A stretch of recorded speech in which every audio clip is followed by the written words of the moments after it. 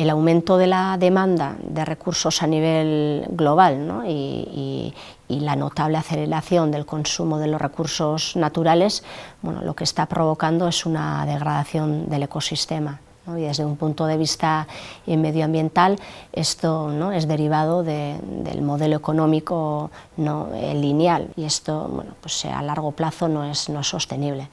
Entonces, con todo esto, pues es evidente, ¿no?, la necesidad de encontrar modelos económicos alternativos, como puede ser el de la economía circular. Entonces, para dar respuesta, ¿no?, a todo esto, ¿no?, e impulsar la economía circular, hemos desarrollado diferentes, ¿no?, proyectos de investigación y transferencia, en este caso, ¿no?, promoviendo la transición de parques industriales hacia ecoparques industriales, basándonos en mecanismos e iniciativas de simbiosis industrial.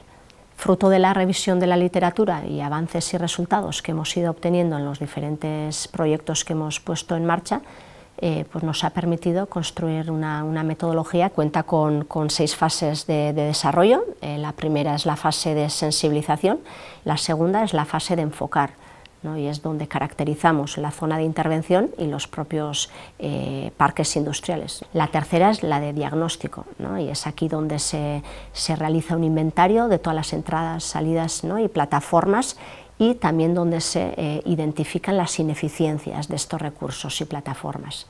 La cuarta es la de conectar. La quinta fase es la de monitorizar, y es aquí donde se genera esa alianza inteligente entre las diferentes empresas, y la última fase es la fase de transformación, donde se diseña y despliega, ¿no?, el plan de transformación a nivel empresa, a nivel ecosistema y a nivel territorio.